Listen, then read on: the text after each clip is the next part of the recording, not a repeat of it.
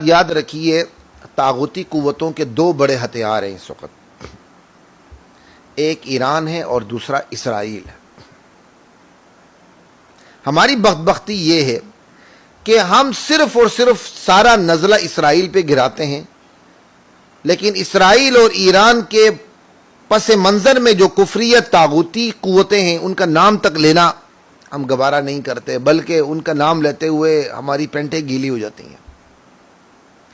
اسرائیل اور ایران کے پیچھے امریکہ ہے، دنیا کی طاغوتی فرعونی قوتیں ہیں جو اسرائیل اور ایران کو پال رہی ہیں۔ اسرائیل کھلم کھلا کارروائی کرتا ہے اور ایران پراکسی وار کا کام کرتا ہے۔ دنیا میں دو ہی جنگیں لڑی جاتی ہیں، یا آپ پراکسی وار لڑتے ہیں، کسی ملک کے اندر کے لوگوں کو اس ملک کے خلاف استعمال کرتے ہیں، یا آپ براہ راست جنگ کرتے ہیں۔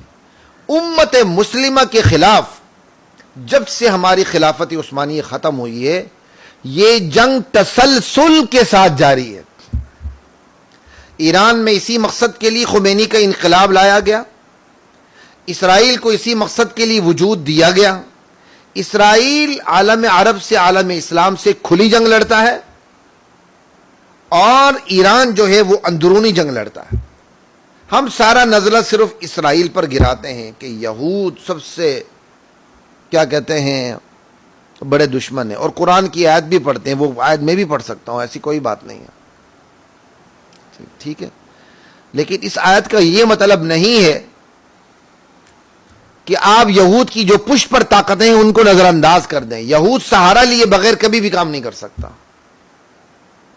ٹھیک ہے، ان کی عداوت ہم سے سب سے زیادہ ہے، لیکن اپنی عداوت کا جو اظہار ہے وہ یہود اکیلا کر ہی نہیں سکتا۔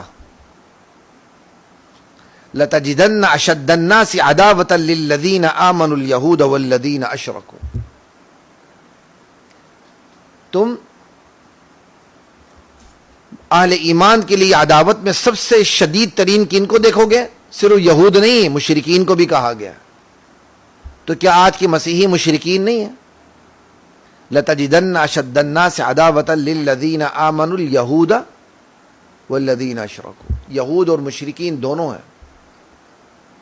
یہ تو اہل کتاب عیسائیوں کے مقابلے میں یہ آیت تھی، لیکن اس کا یہ مطلب تو نہیں تھا جس کی سب سے زیادہ عداوت ہو وہ اپنے ہتھیاروں کے حوالے سے بھی سب سے زیادہ خطرناک ہوگا، نہیں، اس کا یہ مطلب نہیں ہے۔ ہو بھی سکتا ہے، نہیں بھی ہو سکتا، اس کو تو ڈسکس ہی نہیں کیا گیا، لیکن ہم یہ آیت پڑھ کے اپنا مفہوم یہ نکالتے ہیں کہ دنیا میں سب سے خطرناک ترین قوم یہود ہے اور یہی ہمیں نقصان پہنچا رہی ہے۔ اس کا یہ مطلب نہیں ہے، یہ ہے کہ سب سے زیادہ شدید عداوت یہود اور مشرکین رکھتے ہیں، لیکن عداوت رکھتے ہوئے یہ دیکھنا ہے کہ اس وقت عملاً ہمیں نقصان سب سے زیادہ کون پہنچا رہا ہے؟ وہ بھائی امریکہ جیسی قوتیں پہنچا رہی ہیں، طاغوتی قوتیں پہنچا رہی ہیں۔ کل تک روس پہنچا رہا تھا، افغانستان کی جہاد نے اس کو ٹھنڈا کر کے رکھ دیا، ٹھیک ہے۔ اور قوتیں میں ان کا نام لینا مناسب نہیں سمجھتا۔ خطرناک ہونے کا مطلب یہ نہیں ہے، کسی کی زیادہ عداوت ہونے کا مطلب یہ نہیں ہے کہ وہ جسمانی نقصان دینے کے حوالے سے بھی ہر وقت خطرناک ہو عملی پوزیشن میں۔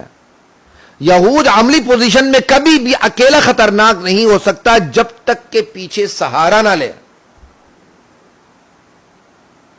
اور سہارے والے عملاً ہمارے لیے زیادہ خطرناک ثابت ہو رہے ہیں۔ یہ جو آج کے مسیحی ہیں، ایتھیسٹ ہیں، اور اسرائیل کی پشت پر یہی ہے۔ آج اگر اسرائیل کی پشت سے صرف امریکہ سائڈ پہ ہو جائے، اسرائیل تو خالی ہاتھوں سے ہی کیا کہتے ہیں، عرب خالی ہاتھوں سے اسرائیل کو چبا کے پھینک دیں گے، ایسا ہے کہ نہیں؟ لیکن اگر آج اسرائیل کی طرف آنکھ اٹھا کے امت مسلمہ نہیں دیکھ سکتی تو اس لیے نہیں کہ اسرائیل خود بہت بڑی قوت ہے، اس لیے کہ اسرائیل کے پیچھے فرعونی قوتیں ہیں جس میں سر فہرست امریکہ ہے۔ ایک تو امت مسلمہ کو اس غلط فہمی سے نکلنا، لا الہ الا اللہ۔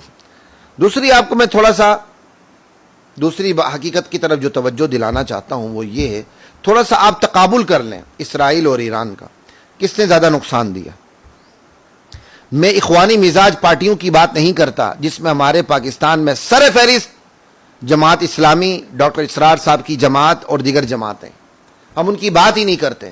انہوں نے ہمیشہ اقامت دین کی بات کرتے ہوئے اپنا جھکاؤ ایران کی طرف رکھا ہے. ہمیشہ ان کی ٹھکائی ہوئی ہے، انہوں نے وہاں سے نقصان ہی لیا ہے، لیکن کبھی بھی سبق نہیں لیا، کبھی سبق نہیں لیا. ہم اس پر بات ہی نہیں کرتے.